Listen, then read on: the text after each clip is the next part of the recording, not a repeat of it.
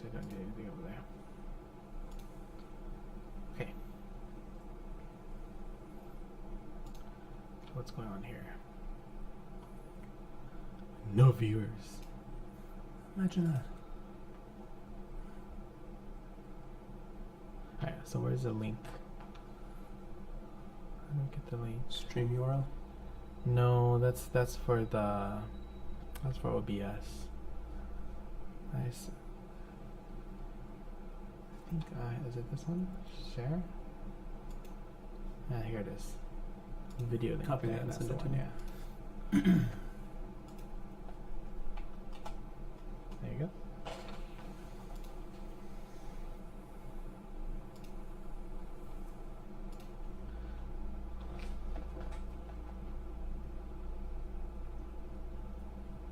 Anyone else I should send this copy to? This link to?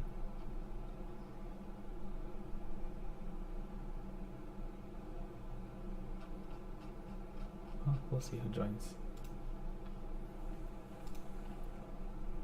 Alright.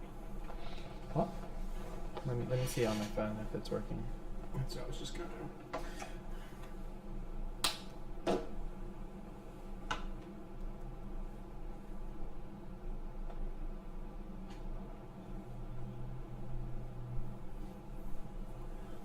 I just watched myself put my headphones in.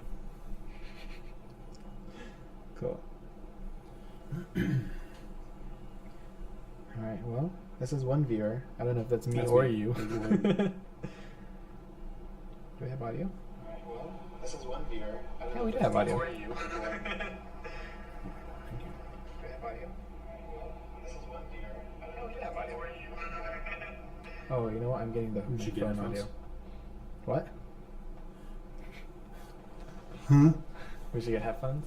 Oh, cause I... Oh. Well, I was born on a Friday. how do you know that? It's September 12th. Already doxed myself. Good start. Yeah. So now for our next segment. So what's our podcast going to be about?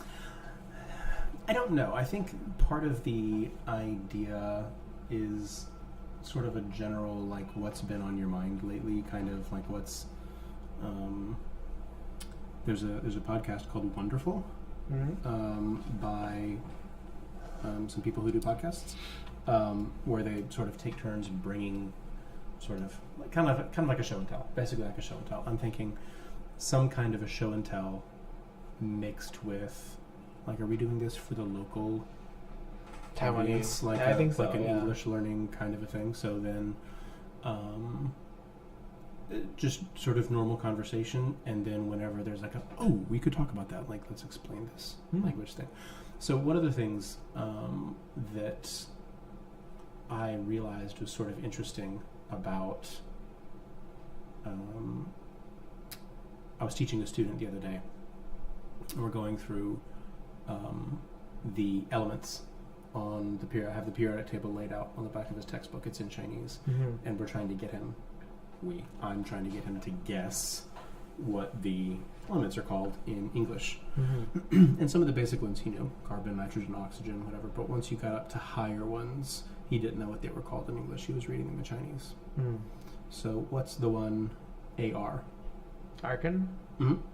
So he it had the English symbol on there, AR. I was trying to get him to guess what it was. So what I did is I wrote AR blank ON. So let's go through the alphabet and do them one by one until you find the one that works. And it was surprisingly difficult for him to put a letter in the place and then read it as a letter. So of course you skip A because it's a vowel. So you would go R, bon, R, con, R, don, R, fawn. And then for argon, he went argon. Oh, so close, but that's... And I thought, is that like a good exercise to say, like, the word that I've thought of is to say, like, okay, let's go through the entire alphabet and do blank OLD. What are all the letters of the alphabet that fill that space in and make a word? And apparently that's a pretty tricky thing for Oh, I didn't know that. a language learner to do. I don't know. I really just learned that. So I mean, it does seem like a lot of work going through the whole alphabet and trying it out. I guess that's part of the thing, is that for some people, as like a language learner, you don't realize that the function of that is, like, it makes you think, and it's more difficult maybe than you realize it is. And so conversation of like using a specific word or using whatever, you go, oh, like actually let's talk about that. And it would be really cool to have like a local audience who wants to like listen to English and practice, but also have like little itty bitty language points. I used to have a radio show, so it wasn't my radio show. I sort of co-hosted a radio show for work on a couple of local radio stations, and it was kind of that idea of like, okay, this is the topic we're talking about, and then pick out a few language things to like make a point of to teach. Nice. I don't know. We'll see. We've got 2 viewers. I don't know if one is me and one is you. Is it really? I think so, because I'm on. You are on. Oh, Yeah. okay. Do you have a headphone on? I have a headphone on, but I've turned the audio down because I hear myself on like a 15-second delay. Oh. Well, the other one's not me because I'm not on. Oh, really? So we have a viewer, maybe. Oh, we have a viewer, maybe. Wow. Hello. Welcome. With our interesting lighting camera angle setup. So, what's our next segment? Well, you know, I could talk about what happened today at school. It was Okay. really cool. So we went to the Astronomical Museum in Shilling. Shilling. Yeah, Shilling. cool. How was it? It was very cool. Nice. Like it felt like I was a child again. And so like right when you walk in, they have this hot air balloon that's obviously carried by like a wired cable. And I was like, with the kids, because my kids are older, and I'm like, hey, look at the 5 or 6. And I was like, hey, look, how is it Still going up? really young. Well, older than the other kids. And I was like, hey, look, I wonder how it goes up. And then one of the kids were like, oh, hey, look, there's a cable going up. I'm like, yes, that's how it works. So you see the cable, and then it loops around, and it comes down, and it goes through a little like square pole. And I'm like, that's probably where it's like pulling it down, and it makes the balloon go up. But after that, it was really cool. It was a huge place. And then after that, you see like on the ceiling, they have the hanging planets. Have you been there before? Years ago. So the last time I went would have been like the beginning of pandemic, but the beginning of pandemic like globally. So here in Taiwan, we sort of weren't really like 2020 like exposed to it really until sort of our first lockdown wasn't until like much later than the rest of the world. So I remember going when like we're forced to wear masks and whatever, but we like still went. It's a cool place. It was very nice. I've heard it changed. I didn't really. I mean, it was my first time, so I don't. You've never been? I've never been there. Yeah. So I would like to go back if it's changed anytime recently. Because when I went, it felt a little bit not outdated like scientifically, just a little bit like sad and kind of worn down. Really? A little bit. It looked pretty cool this time. Good. Yeah. Because all the stuff is like great ideas for. I think so. Sciencey things for kids.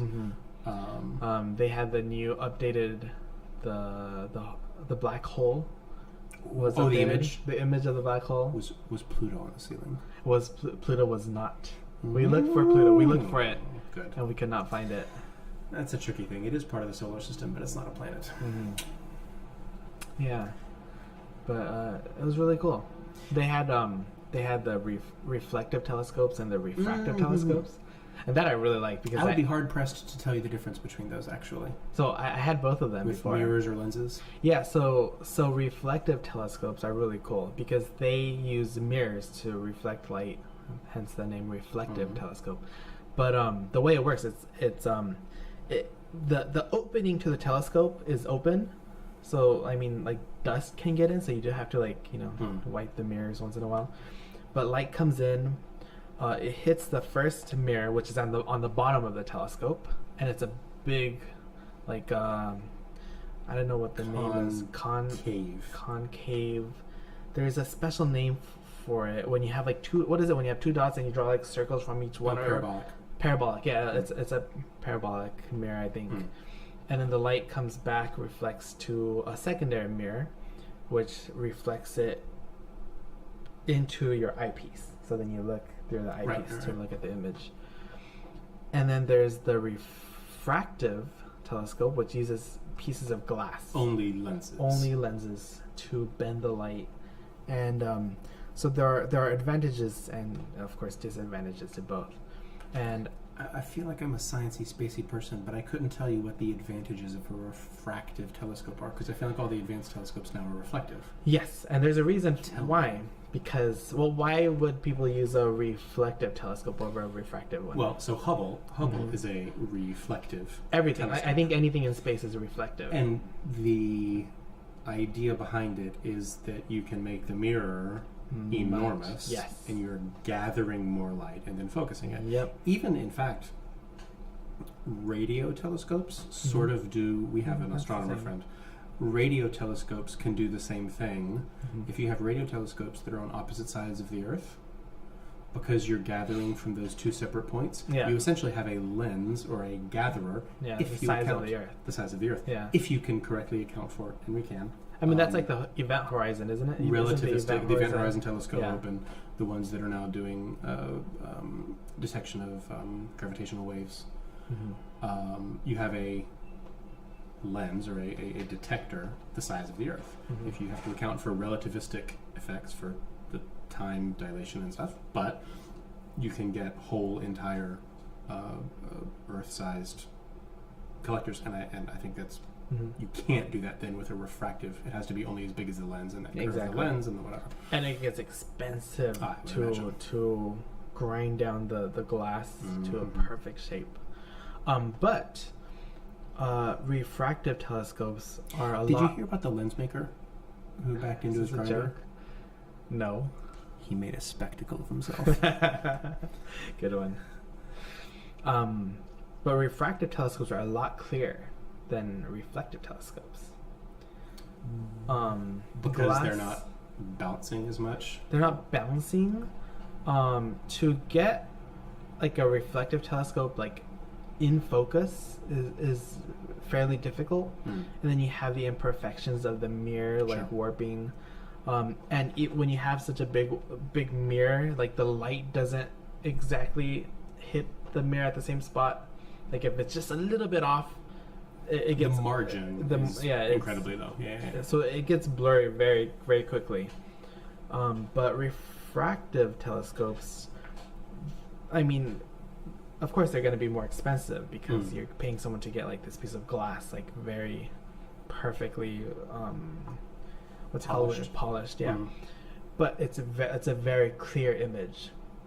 It's like day and night. When you take a picture through a refractive and a reflective, the reflective looks blurry, and the refractive is like super crystal clear, even though the refractive is like smaller. It's like so refractive. So you do have a trade-off. Yeah. So refractive telescopes, they don't have to be big. Of course, they could be big, but even if they're little, as long as they polished it like perfectly, it's a very clear image. The only problem is that because the amount of light you're gathering is only this big, is limited. It's a darker image. Right. So like if you're looking at something that's very bright, for example, Saturn. I have a picture of Saturn that's like super crystal clear because I used a refractive telescope. And so you can get a clear image of it. It's super bright in the sky, so it doesn't matter if it's darker, if the telescope makes it darker. But if you're taking a picture of the Andromeda galaxy, it's dark. And I did this up in Utah. At midnight, I took my telescope up to Utah and I drove around up the mountain somewhere. And then set up my telescope. And I used a reflective there. I used a reflective telescope. Yours? Like you bought it? Oh, wow. Yeah. How big? It was like if I'm standing up, it would come to my shoulders. And how big around? Round? Wow. Yeah, I mean, okay. So 60 centimeters, couple feet. Something like that. Yeah. Around. 60 centimeter, probably diameter. It's 50 or 60. And heavy or not really? No, very light. It's mostly empty. It's mostly empty. Yeah, Yeah, it's pretty light. So I took it up there, drove up the mountain, and I mean it's clear sky, right? And you could almost see I think I saw the Milky Way, on the side. But then you take a picture of the Andromeda, which is very dark. It's as big as, like, if you look at the sky, it's as wide as the moon, I think. Probably even wider than the moon. But it's so dark, the Andromeda Galaxy, it's so dark you can't even see it with your eyes. You could barely see it. Yeah, it's super dark. And yeah, like you see a faint glow. Like if you look straight at it, you don't see it. You have to look slightly off, and then you'll see like a glow from the side of your eye. Did you watch Veritasium's video about night vision goggles? Mm-hmm. Yeah, that was really So cool. I was just watching that, and he said actually that our gathering, how did this work? Of red, was it rods or cones, whichever one it is, to gather dimmer light come more from your peripheral vision than from the center of your vision. Did they say that? I don't remember. Which he said sometimes is the reason why if you look head on at a star or something, you might not see it super well, but if you sort of look off, you see it sort of more out of it. Very interesting. So that's exactly what happens. If you look straight at it, you don't see it. You have to look slightly away from it, and then like you see a glow in the sky. And that's Andromeda because you know where to look at. That big across the sky. Yeah, How do they measure? I mean, it's like, what is it? Arcs, minutes, or something. Yeah. Minutes or seconds. And I mean, I think it's wider than the moon. I think, yeah. Holy crap! YouTube is not receiving enough video to maintain smooth streaming. What does that mean?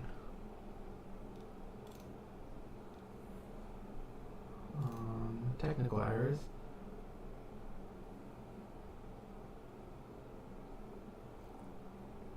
But then it says stream health is excellent. Yeah, is there something wrong with the stream? I don't get it. 2, 3. I've never seen that error before. Stream status poor. Stream is healthy. Stream health is excellent. Okay. Oh, it's not. That's those are. Oh, I see. yeah. I got it. I don't know what that is. Oh well. Should be okay. So, yeah, so the Andromeda Galaxy is wide. It's very wide across. It's like larger than the moon. But it's so dark that with a refractive telescope, you cannot see it. Because it's too dark. But, oh, no, it's excellent connection. Okay. So maybe it was my weird internet connection. But then when you use a reflective telescope, which has a wide intake, but like it's capturing a lot of gathering, then you can see it. So I can show you a picture I took of the Andromeda Galaxy, and I don't know right off the bat. How far is Andromeda from us? It's our nearest galaxy, but what is? I don't. 30 million light years. Or something? Probably. Have you heard people estimate that like in like a million years, the Andromeda Galaxy is going to collide? It's more than. It's probably more than a million. Yeah. But yeah, we're gonna. There you go. So that's the Andromeda Galaxy through. You took that. I took that, yes. That's through amazing. My reflective telescope. That reminds me of the wine glass that was broken last week when I was here. Oh yes. Did you do something with it? You know what? I should have brought it over because I brought you all of my sandpaper, but I had a nail file. Yeah. Like one of those soft nail files, and I was able to file down the edges so it's not sharp, or not so sharp. Oh, that's a picture of Jupiter, by the way. That's amazing. And that's with a refractive, I think. That's with a refractive. Yeah, so that's my refractive telescope I had. Wow. I don't know if I have a picture of my reflective telescope. No, it's only 2.5 million light years. Oh, there you go. 2.5 million? That's not only. It's nothing. Yeah. There you go. That's my reflective one I had. That's amazing. And where do you buy? Used. So I got everything off of Craigslist. Oh, Craig. Fascinating. So many science thoughts. Yeah, so in that Veritasium video, Mhm. they looked up at the sky and they were getting they could see stars with the night vision goggles that they couldn't see with the naked eye, which makes sense because it's gathering light. And it was not what was the first type, active illumination? It was not those. It was the I don't remember. amplification, whatever. What was the Yeah, show probably. ring where No, you know, the first one was the the first one is active illumination. Infrared. Yeah. Active illumination, which is actually shining a kind of beam. Light, yeah. All right, so question for you. What is the most reflective metal? When polished. Metal. Wasn't there a video about the most reflective material? I don't know, but metal. Gallium, I don't know. When polished, not oxidized, whatever. What metal reflects the most photons? Oh, I feel like I should know this. I didn't know. I was surprised actually. I was thinking it was going to be something like Silver? palladium or platinum or. Yeah. It is silver. Is it silver? It is yeah. silver. Okay. But then obviously it tarnishes. Yeah. So not so much that it tarnishes. Question then: why, when James Webb was launched and James Webb, what is the James Webb mirror made out of? Gold? Gold. Yeah, because it. Why? There's no oxygen, but. There's no oxygen. Silver is the most reflective. Does it have anything to do with gold absorbing radioactive waves or something like that? What spectrum does James Webb mostly observe in? Infrared, I think. Mostly infrared. Yeah. Silver is most reflective in the visible spectrum. Oh, but not in infrared. Oh, In the really? infrared spectrum, gold is more reflective. I didn't know that. And because since James Webb is doing most of its observations in the infrared or near infrared or whatever, gold, although being more expensive than silver, is actually a better choice. So the what is it, 18, however many hexagons they have that made up the individual little pieces of all covered in, they're all gold, and they're like nanometers. Which telescope are we talking about? James Webb. Okay, yeah, so all The the pictures are replacement gold. to- Yeah. Yeah. Yeah, So they that's correct fine. for whatever. Whereas Hubble looks just like a giant CD, like it's a silvery kind of one single plate, I believe. And when Hubble was initially launched in, I think it was 1990 or 91, it had it cost, I don't know, $500 million or whatever. They launch it, it's in orbit, and it's not in focus. Really? Hubble had some problems when it was first launched. Yeah. They actually had a manned mission to go Figure out what's wrong with it. land on Hubble or whatever, and they actually had a spacewalk to fix it. Really? And The Hubble. You're talking about the Hubble. Hubble, yeah, and then everything was okay. James Webb, we can't, because James Webb is too far away. Really? Yeah. Oh, really? How far away? I have no idea. How far away is the moon? In miles ish. No idea. Take a stab. Take a guess. 800,000. About a quarter of that. 200,000. About 240,000 miles. Okay. And it varies by about 10,000 miles because the orbit is slightly elliptical, whatever. James Webb is about how far away from the Earth? 800,000. Farther. Really? It's about 1,000,000 miles from Earth. That's far away? Wait, is it still orbiting the Earth? Or is it just out there? Let's talk about Lagrangian points. What's that? So it's technically orbiting the sun, not the Earth. There are 5 points between two gravitational bodies that are considered more or less stable. So I'll use the example of my grandfather shooting a barracuda in the ocean many years ago. You don't want to shoot a barracuda and not kill it on a spearfish, because then you have an angry barracuda tethered to your spear gun if you don't shoot a free spear. Yeah. So their idea was, you be on one side of it and I be on the other, and we both shoot it, and we both have to land the shot, and then we have it between 2 tethers, and then you can control it. Uh-huh. So there are these 5 Lagrangian points between 2 bodies where if you put something in that spot, it's kind of stable. And if we have Earth, Sun, one of the points is between the Earth and the Sun, much closer to the Earth. The other one is on the other side of the Earth. So you have Sun, Earth, L2.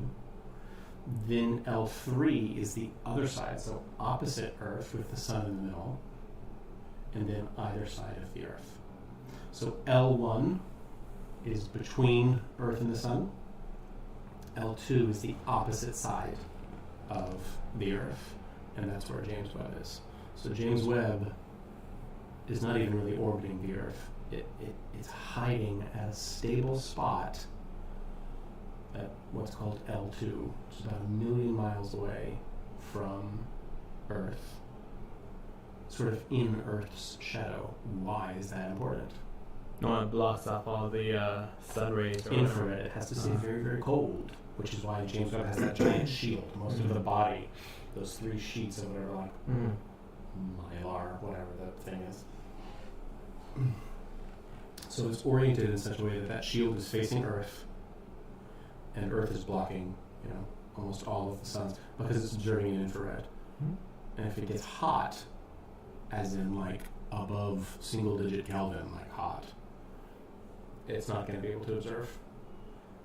So it hangs out 1 million miles away from Earth in this relatively stable place, so it doesn't need to use a lot of any kind of fuel or energy or anything to sort of stay in that spot, and the Earth sort of drags it along around the sun. But if there were a problem with it, man has never traveled that far away from the Earth. Really? So if there's a problem with it, that's whatever it is, $10 billion or something down the drain. So thankfully, there was no problem with it. I mean, that'd be like impossible to get there and back. Can't. Because Couldn't. I mean, with the energy it's taking you to get there, like how are you gonna stop?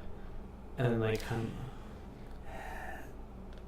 Along those lines, it's much more difficult. So there's a thing called the Parker Solar Probe, Parker Space Probe. It's a satellite that NASA, I believe, maybe in cooperation with the European Space Agency, wanted to send to the sun. Get it as close to the sun as possible and study. It's actually very hard to send something into the sun. Oh, is it really? Why? For the reasons that you just mentioned. I don't know why. You're never going to get it directly right into the sun. So you're going to miss the sun on the first pass. As you approach the sun, what's going to happen to your speed? Fast. You're gonna get A faster. lot. Yeah. So when you miss the sun, you're going to slingshot a long way from the sun. As you then lose that velocity and slow back down and come back toward, you're going to miss it again. So you're going to be on this extremely elliptical, back and forth kind of swinging thing. Wow. So they said, actually, it's incredibly difficult. I don't know why I have this headphone. I don't know if you're listening to me anymore. It's incredibly difficult to send something to the sun because you're going to miss it all the time. And and why can't they just hit it in like in the first place? I think the idea was that it takes an enormous amount of energy to overcome the gravitation and to aim it, to direct it towards right at the sun. So like a lot of Mars probes, it was Curiosity or Opportunity or whichever one it is, to get from Earth to Mars, it actually flew by Venus and Mercury and the Sun multiple times, and it took like 6 or 7 years to get there. Oh, really? Because they can use something like 10% of the fuel and energy if they do this thing where it uses this slingshot effect and sort of goes around in this large elliptical thing, and that elliptical orbit gets larger and larger until it catches Mars. You could send it straight there. But it'll take longer. But it'll take much more resources. Which is what we're going to have to do to get people on Mars, because they can't sit in the ship for 7 years. And so we can send people to Mars and get them there in 6 months or less. But the amount of fuel, the amount of energy it's going to take is enormous. Why don't they just make like a gas station on the way there? You're not that far off. There's a guy named Bob Zubrin who published a book called Mars Now, or Why Mars, or something. And basically his idea is that we can make fuel on Mars before we get there. Interesting. And then by the time we get there, we have basically a rocket with a full fuel tank to come home. Using the resources that are available there. But before Parker, before Mars, all right, James Webb, before James Webb, where are we? Hubble, your telescopes. Going to the museum. Yeah, what happened? There we are. What happened at the museum? That's it. That's pretty much it. I mean, we look at some things. Did they have the display, or the what do you call it? The feature, the installation, whatever, of the plates of glass viewing the different things, where they had like the planets on one, and then the sun, and then the galaxy, and then that's where you could see sort of overlapped. I mean, maybe, but I didn't see it. That was kind of a cool thing. Where when I went before, you had these different plates, and the plates were sort of, you know, like in school they had the thing where it had like the human body, and like you turn the page and the skin comes off, and then you turn the page and the muscles come off, and it's kind of gross. But Yeah, I didn't see that. They had a lot of stuff about the black hole. The kids were scared of the black hole. oh, it is. So like, if you like walk to the black hole, will you like die? Yes, Yes. but you would never know it. Yeah. What else was there? They had a tornado making machine. Oh, those are cool. Yeah, with like the Big fan of fog or whatever. that fog coming up. Oh, cool. What else was there? You know, that was one of the that was the first particle detector. Was a fog machine. Really? Hmm. So like we now have like the Large Hadron Collider and stuff. Mm-hmm. A guy named C.T.R. Wilson was trying to study clouds, and rather than climbing the mountain in Scotland or wherever he was to look at the clouds that existed on the mountain, he thought, well, if we just recreate that here, I wouldn't have to climb the mountain. And so he created a chamber where he could moisten where he could moisten the air and then cool it and create fog in the chamber. And what he realized was that when he has this machine, when you fire an alpha particle or some kind of particle thing, it creates a trail, like a contrail for an airplane. And you can see these online. If you look sort of overhead, down to a foggy thing, there's no light, there's nothing going on, but you see the individual particle interacts with the water molecules and creates a path that you can watch. And those are the first particle detectors. Really? Yep. Because they interact with particles. They interact with. Do they have like a video of Yes, this on sure. YouTube? You're gonna have to send that to me. That is really cool. Fog machine particle detector. Let's see. I wonder when we're ever gonna start our podcast. Well, I don't know. That's a good idea. What would you want to talk about? I mean, science is really cool. Maybe we could talk about science. Yeah, that was pretty easy so far, huh? Yeah. I could plan to. I loved how we talked about telescopes. I got so into telescopes one time. At one time.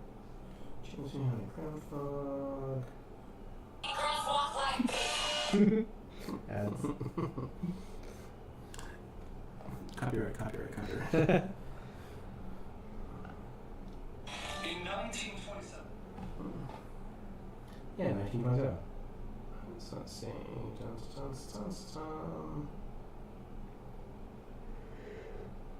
There's a guy on Instagram who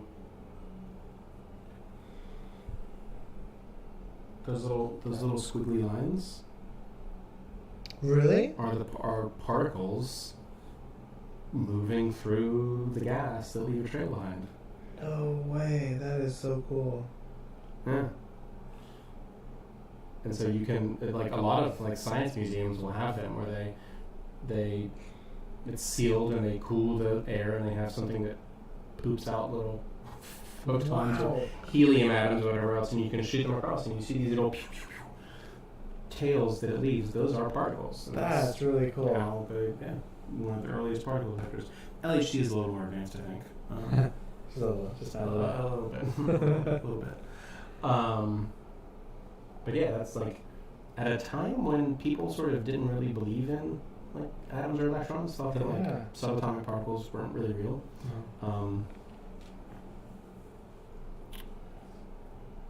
One of Einstein's earliest papers was about Brownian motion. And Brownian motions? Enlighten me.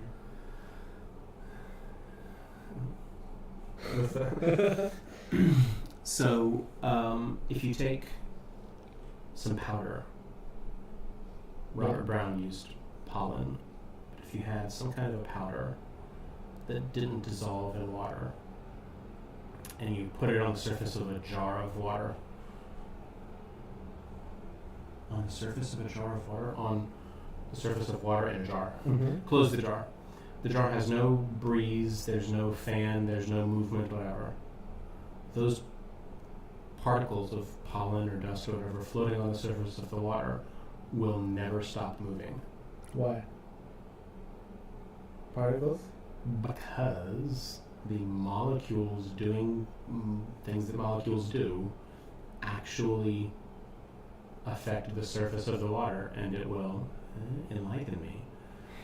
Will actually churn the water to some degree so that the particles never stop moving.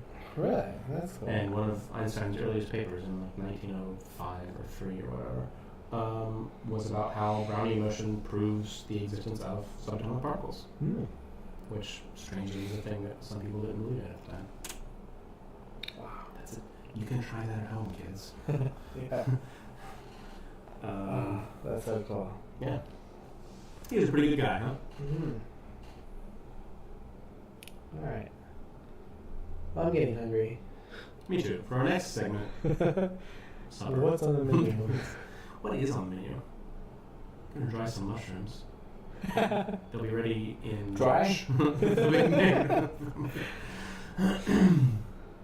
Cool. That was not a euphemism. Alright, well, Sounds good. We'll do it again another time. that was a fun podcast. It was a fun. Yeah, it was a fun. Episode 0. Test episode. No. Alright, well, thank you for viewing, everyone. We'll see you next week. Possibly. Possibly. Alright, goodbye. Bye bye.